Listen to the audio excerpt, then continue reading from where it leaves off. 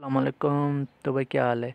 SSC written test preparation class number 22 के साथ आपका भाई आपके साथ हाजिर है। इंशाल्लाह इस वीडियो में आपके साथ बहुत ही इंपॉर्टेंट एमसीक्यू शेयर करूंगा जो कि बहुत ही हेल्पफुल होंगे एसएससी रिटन टेस्ट के हवाले से। ठीक है, तो भाई अगर आपने एसएससी की क्लास 1 से लेके क्लास 21 तक आपने नहीं देखी तो जल्दी से जाके वो देख लें, क्योंकि उसमें मैंने बहुत ही इंपॉर्टेंट एमसीक्यूज शेयर किए हैं।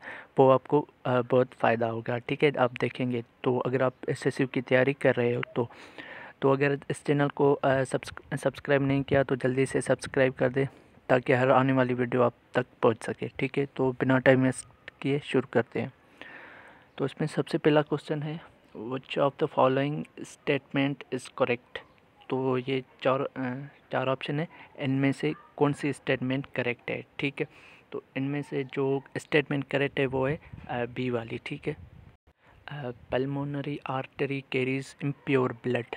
ठीक है, मतलब ये आर्टरी जो होती है वो प्योर ब्लड नहीं कैरी करती, वो इम्प्योर ब्लड कैरी करती है। ठीक है, दूसरा क्वेश्चन है, lungs are situated in the. ठीक है, ऑप्शन 4 हैं ए बी सी डी। तो लंग्स जो सिचुएटेड होते हैं वो होते हैं थोरेसिक कैविटी में सिचुएटेड होते हैं। ठीक है, दूसरा क्वेश्चन है, द ह्यूमन सेल्स कंटेंट्स।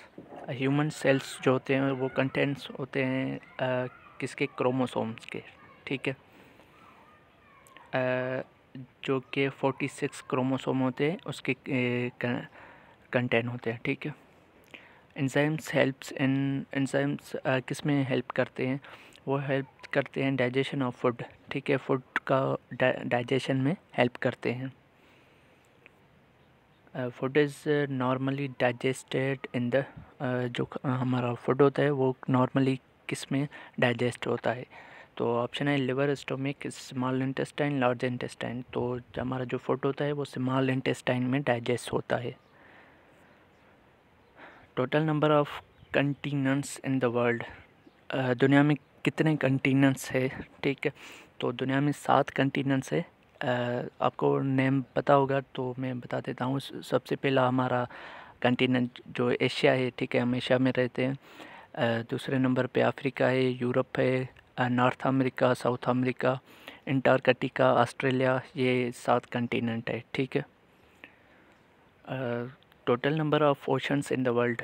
दुनिया में कितने ओशंस है, तो टोटल दुनिया में 5 ओशंस है। ठीक है, ओशंस बड़े होते हैं। ठीक है, समंदर और ओशन में यही फ़र्क होता है कि ओशन एक समंदर एक पार्ट है ओशन का। ठीक है, और बड़े में बड़ा जो ओशन है वो पैसिफिक ओशन है। ठीक है, दूसरा क्वेश्चन है, which one of the largest ocean in the world. तो ये मैंने पहले आपको बताया कि जो लार्जेस्ट बड़े में बड़ा ओशन है वो पैसिफिक है। ठीक है, तो इस क्वेश्चन में भी यही क्वेश्चन पूछ रहा है। तो इसमें आप देख रहे हैं कि पैसिफिक टिक हुआ है, तो पैसिफिक इसका आंसर है। Correct option is B. Which one is the smallest ocean in the world. छोटे में छोटा ओशन कौन सा है दुनिया में, तो वो है आर्कटिक। ठीक है, आर्कटिक दुनिया का छोटे में छोटा ओशन है। Dead Sea is located between which 2 countries. Dead Sea जो होता है वो कौन सी 2 कंट्रीज़ के बीच में लोकेटेड है।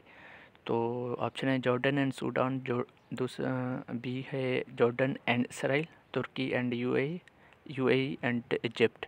तो इसका जो सही आंसर है वो बी है, जॉर्डन एंड इसराइल में ये डेड सी लोकेटेड है। Which country gifted the Statue of Liberty to USA in 1886? कौन सी कंट्री ने यूएसए को गिफ्ट की थी स्टैचू ऑफ लिबर्टी इन 1886 में। तो फ्रेंच ने ये गिफ्ट किया था यूएसए को Statue of Liberty. In which ocean Bermuda Triangle region is located. तो बेरमुदा ट्रायंगल जो लोकेटेड होती है वो एटलांटिक में होती है। ठीक है, बाकी इंडियन पैसिफिक आर्कटिक में नहीं होती, ये सिर्फ एटलांटिक में होती है। Which country is also known as land of the midnight sun. कौन सी कंट्री को मिडनाइट सन से जाना जाता है? तो वो है नॉर्वे। ठीक है, नॉर्वे को मिडनाइट सन से पहचाना जाता है। ठीक है। Which country is known as the playground of Europe? किस कंट्री को प्लेग्राउंड ऑफ यूरोप कहते हैं? तो ऑप्शन है ऑस्ट्रिया, हॉलैंड, स्विट्ज़रलैंड, इटली। तो इसका जो सही आंसर है वो स्विट्ज़रलैंड है। Switzerland is known as the playground of Europe. Which country is also known as the land of rising sun? किस कंट्री को लैंड ऑफ राइजिंग सन कहा जाता है? तो ऑप्शन है जापान, न्यूजीलैंड, फिजी, चाइना। तो इसका जो सही आंसर है वो जापान है। Japan is known as land of rising sun. Which country is also known as the land of thousand lakes? किस कंट्री को कहा जाता है कि वो लैंड ऑफ थाउजेंड लेक्स है? तो ऑप्शन है आइसलैंड, नॉर्वे, फिनलैंड, स्विट्ज़रलैंड। तो उसका जो सही आंसर है वो फिनलैंड है। फिनलैंड को कहा जाता है the land of thousand lakes.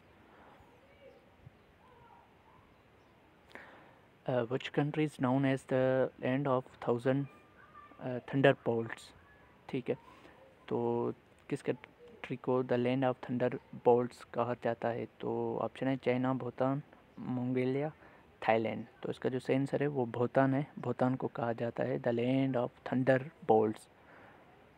ठीक है। In which country which elephant is found? Sorry, in which country white elephants is found? कौन सी कंट्री में वाइट एलिफेंट पाई जाती है? तो ऑप्शन है इंडिया, श्रीलंका, थाईलैंड, मलेशिया। तो ये जो वाइट एलिफेंट है वो मलेशिया में पाई जाती है। सॉरी, थाईलैंड में पाई जाती है। ठीक है, थाईलैंड में वाइट एलिफेंट पाई जाती है। Which continent has the highest number of countries? कौन से कंटिनेंट में ज़्यादा मुल्क होते हैं? ठीक है, ऑप्शन है Asia, Europe, north America, Africa. तो जो ज़्यादा मुल्क ज़्यादा कंट्रीज़ होती है वो होती है अफ्रीका कंटिनेंट में। ठीक है, बाकी एशिया जो है वो रुकबे के हिसाब से और आबादी के हिसाब से बड़ा है। ठीक है। विच one is the largest producer of T in the world? Largest T producer कौन सा कंट्री है? तो ऑप्शन है चाइना, श्रीलंका, इंडिया, केन्या। तो इसका जो सही आंसर है वो है चाइना। तो भाई ये थे इम्पोर्टेंट एमसीक्यू जो कि मैंने आपके साथ शेयर किए। तो आपको वीडियो अच्छी लगे तो इसको लाइक कर दें और प्लीज़ सब्सक्राइब करना मत भूलें और अपने दोस्तों के साथ शेयर करना मत भूलें। ठीक है, इंशाल्लाह और भी एमसीक्यूज़ आपके साथ शेयर करता रहूँगा। प्लीज़ कीप सपोर्ट, ताकि मुझे हौसला अफजाई मिलती रहे कि आप मुझे सपोर्ट कर रहे हैं। ठीक है, तो इंशाल्लाह मिलते हैं नेक्स्ट वीडियो में। तब तक के लिए अल्लाह हाफिज़।